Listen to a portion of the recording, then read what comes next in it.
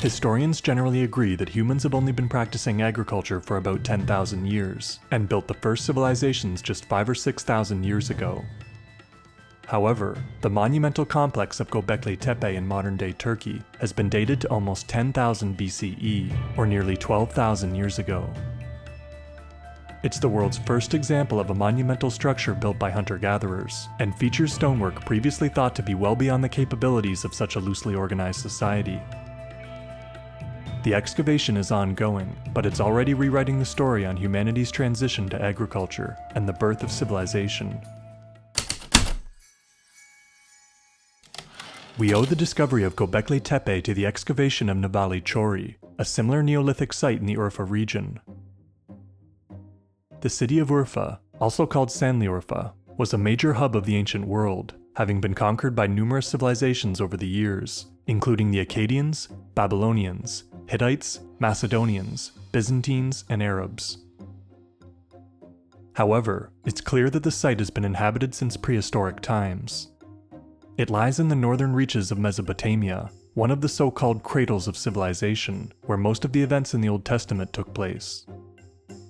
The medieval philosopher Maimonides and the Roman historian Josephus both claim that Urfa was in fact Ur of the Chaldees, the birthplace of the biblical figure Abraham. Navali Chori was set to be flooded by the construction of the Ataturk Dam, so the Turkish government hired a team of archaeologists from the University of Heidelberg in Germany to have it excavated in 1983. The team unearthed a large rectangular outer structure, subdivided into smaller enclosures, one of which was completely unique to archaeologists. It had T-shaped pillars around the walls, all interconnected by a wraparound bench, as it was called, and a pair of T-shaped pillars in the center. Navali Chori was flooded in 1991, but one of the archaeologists on the team, Klaus Schmidt, searched for similar settlements in the region. Göbekli Tepe, meaning pot-bellied hill in Turkish, was the name given to a cluster of artificial mounds northeast of Urfa. At 770 meters above sea level, the apex of the site is the highest point in the Jurmas Mountains. The mounds had long been known to locals, but first came to the attention of the academic community in 1980, when Peter Benedict published a summary of his survey work in Anatolia dating back to the early 1960s. Benedict noted that the hillsides of Göbekli Tepe were covered in flint artifacts, and that there were slabs of limestone protruding from the tops of the hills that he believed were tombstones. Klaus Schmidt was already working on his own survey of the region when he read Benedict's report, and visited Göbekli Tepe for himself in 1994. With his knowledge of Navali Chori, he was able to identify these so-called tombstones as the tops of T-shaped pillars. Schmidt got funding from the German Research Foundation to lead an excavation of the mounds in 1995. His team began a 1-acre dig that covers only about 5% of the total site, and continues to this day. In Schmidt's words, archaeologists could dig here for another 50 years and barely scratch the surface. Schmidt's team divided the site into 3 different layers based on their stratigraphy, or their relative elevations. Layer 1 designates the sediment in which the site was buried, which was anomalous in itself, as it was composed of mostly fragments of flint, limestone, and bones, with only a smattering of earth. Stranger still, the ground that covered the site did not get older as the team dug deeper, suggesting that Göbekli Tepe had been suddenly buried, probably deliberately, in up to 3 meters of sediment between 7 and 8,000 BCE, or 9 or 10,000 years ago, so everything at the site is at least that old. Layer 2 designates the highest level of the ruins, and the most recently constructed, while Layer 3 denotes the lowest, oldest structures, 4 or 5 mostly ovular enclosures containing large monolithic pillars. Excavators have so far unearthed 8 major enclosures at Göbekli Tepe, each identified by a letter signifying its place in the sequence of discovery. Layer 3 includes enclosures A to D, located at the main excavation in the southeastern depression, as well as enclosure H in the northwestern quadrant, and enclosure E on the western plateau. Enclosures A to D range from 10 to 20 meters in diameter, and with the possible exception of enclosure A, which so far appears more rectangular, are all ovular in shape.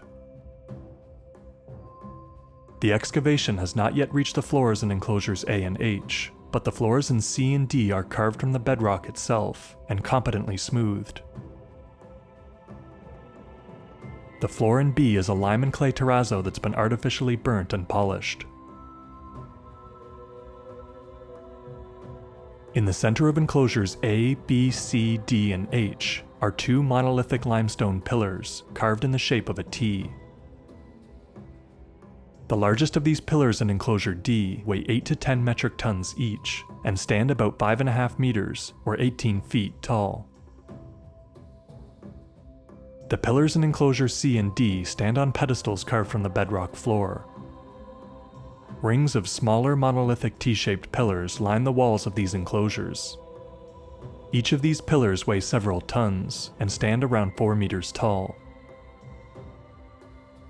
All pillars at the site were quarried from the surrounding plateau and are of a very hard crystalline limestone. We don't know how the builders moved the pillars, but they left one at the quarry that weighs an estimated 50 metric tons. Perhaps they couldn't move it. Enclosure C has 3 consecutive walls in places, all of various heights, as well as 2 rings of pillars. A bench runs along the inner mantle of the interior wall, similar to the enclosure at Navale Chori.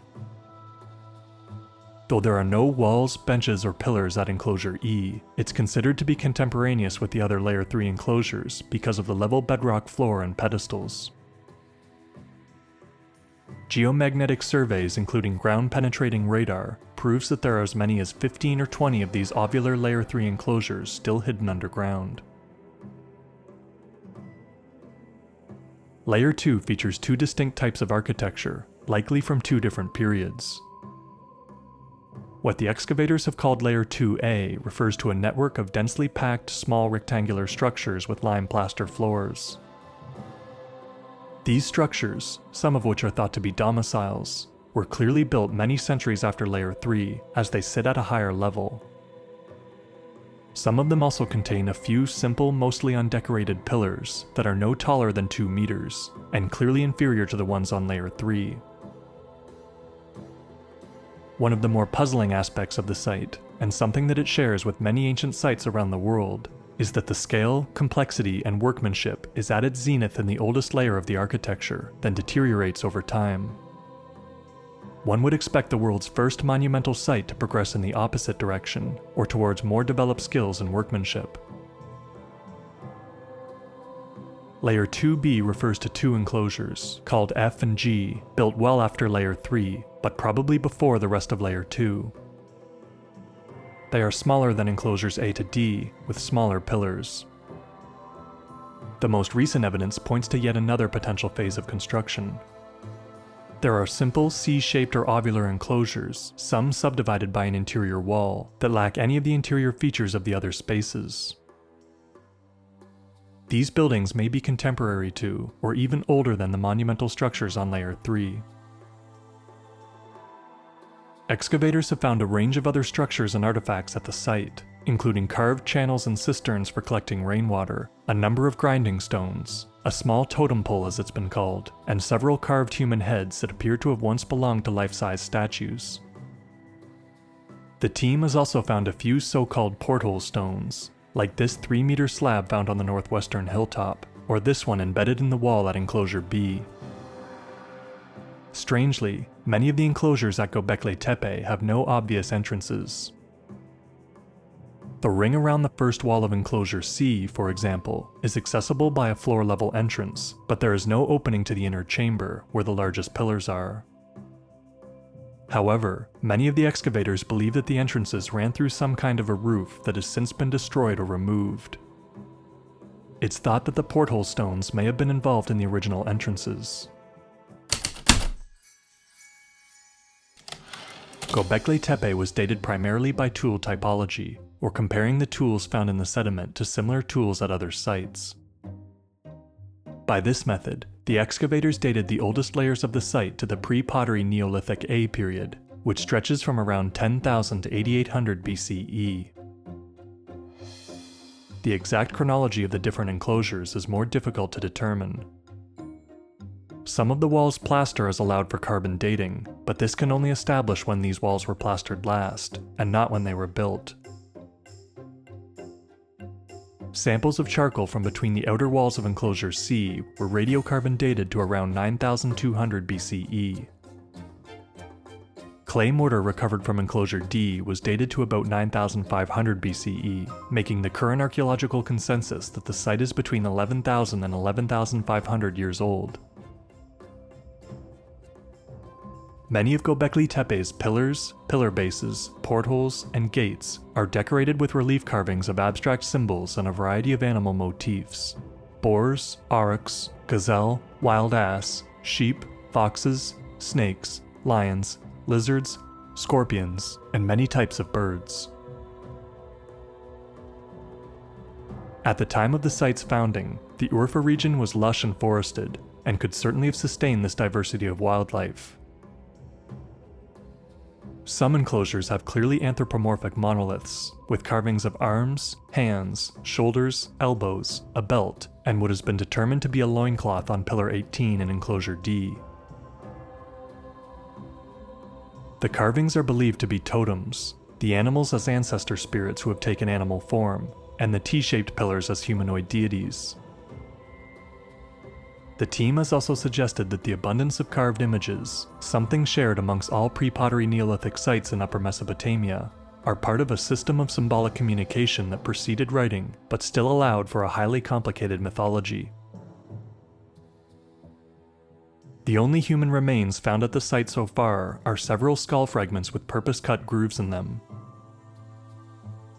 The poor condition of the skull fragments has made radiocarbon dating and DNA analysis impossible, but they're believed to be evidence of an unknown variant of an early Neolithic skull cult, which were known to have replastered and decorated human skulls. A small tablet with a carving of a flightless bird, possibly a great auk or a penguin, raises the possibility that the builders of the site had recently migrated from another region. All of the animal bones found at the site were clearly from wild animals, not domesticated ones, indicating that the builders did not keep livestock. Some of the most common bones at the site were those of hooded vultures and ravens, leading scholars to suggest that Göbekli Tepe could have been a site for sky burials. In a sky burial, the deceased is cut up and left in the mountains to be eaten by scavenging birds, which were believed to carry people's flesh up to the heavens. Jens Nothroff, an archaeologist at the site, has remarked on the frequency with which headless humans or severed heads appear at the site, often in combination with vultures. Daniel Stauder, an archaeologist at the National Center for Scientific Research in France, has found similar symbols at contemporaneous sites just 80 kilometers away in Syria, suggesting that they were both established by the same culture. There are also several other sites with T-shaped pillars in the area, but none with pillars so large as Göbekli Tepe's. Manu Safade and Robert Schock have pointed out that the H on Pillar 18 bracketed by two semicircles appears in the hieroglyphic language of the Bronze Age Luwians of Anatolia as the word for God. The same symbol appears on several other Luwian artifacts. In this language, an H alone meant gate. The Luwians also used currently untranslated symbols that resemble the T-shaped pillars of Göbekli Tepe. Safade and Schock concluded that the pillars were representations of a god that guarded entry to the afterlife. According to archaeologists Gilles Hackley and Avi Gopher, there are a number of important geometric relationships between the Layer 3 enclosures, including an exact equilateral triangle formed by the central pillars in enclosures B, C, and D. One intriguing feature of the site are the 3 handbags or purses lining the top of Pillar 43. Similar handbags can be seen at many ancient sites in Mesopotamia and the Americas, often depicted in the hands of gods. There is no consensus in mainstream academia regarding what the handbag represents, but some have said that it denotes a standard weight, or is a symbol for the seeds of knowledge. Researchers with the Superbrain Research Group, or SBRG, searched Göbekli Tepe for resonant structures. A little known fact is that many types of rock actually ring out in a clear tone when struck or vibrated.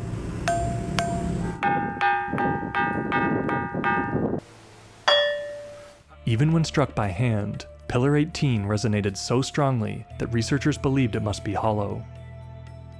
The team believes that something underground had once vibrated these pillars to make them ring at certain tones. The team suggested that these tones may have been important to the site, noting that certain frequency ranges, even those that we can't hear, can have profound effects on our health and consciousness. Unfortunately, the team lost all access to the site after the death of Klaus Schmidt in 2014, and their research was suspended. Still, other researchers, including Robert Schock, Giulio Magli, and Andrew Collins, have explored astrological connections and proposed that various pillars in the largest enclosures aligned with certain stars and constellations. According to our current understanding of history, the early Neolithic age saw humans transition from nomadic hunter-gatherers to settled agriculturalists in a process referred to as the Neolithic Revolution. Only after this process were humans thought to build monumental stone structures and specialize in certain forms of labor. The founders of Göbekli Tepe lived in largely unorganized societies, with minimal centralized leadership and no dedicated labor force. Before the excavation of Göbekli Tepe, a society like this was believed to be incapable of erecting such a complex. Most archaeologists and anthropologists have theorized that the site was built by hunter-gatherers in the earliest stages of their transition to agriculture. The carvings on the pillars are said to symbolize the builders' belief systems at the time of their transition to becoming a sedentary food-producing economy. According to Hackley and Gopher, the depiction of humans at the site marked a departure from the animal art of the previous Paleolithic, intimating a shift in the relationship between humans and nature. They argue that the builders of Göbekli Tepe wished to establish a new natural order with a strict hierarchy and a more divided society. Klaus Schmidt argued that the eventual burial of Göbekli Tepe marked the death of an old way of life and the birth of a settled civilization with new religious practices. In his words, when you have new gods, you have to get rid of the old ones. Several of those who worked at the site published a paper in 2009 that supported Jacques Cauvin's thesis that social systems change before, and not as a result of, the shift to agriculture.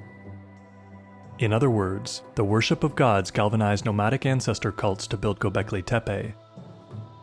Construction and maintenance of this site drove its builders to seek more consistent access to food, so they started growing crops. The need for farm labor in turn led the residents to develop cults, rituals, and feast schedules, as well as processed foods and beer to keep the workers placated.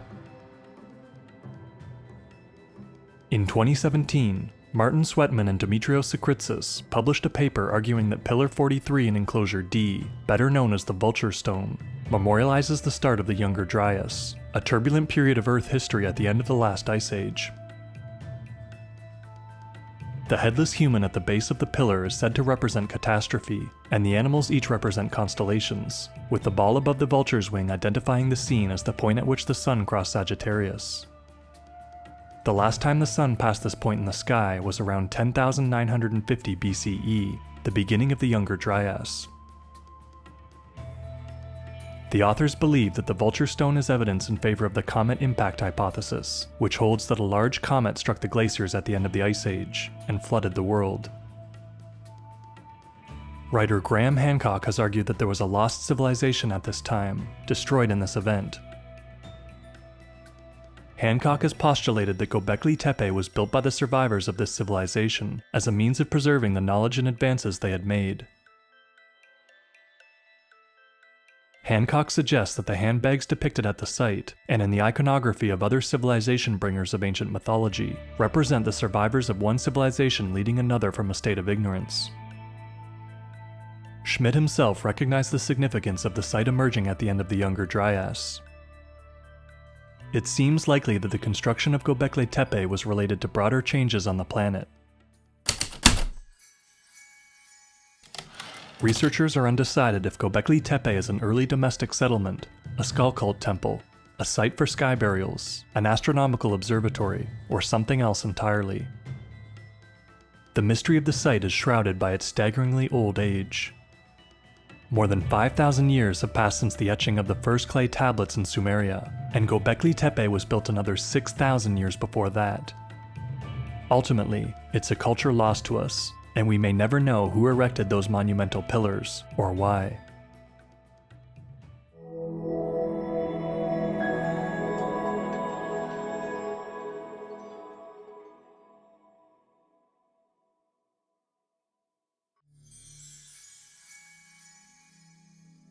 YouTube is hiding our videos now, and ad revenue is way down from what it was.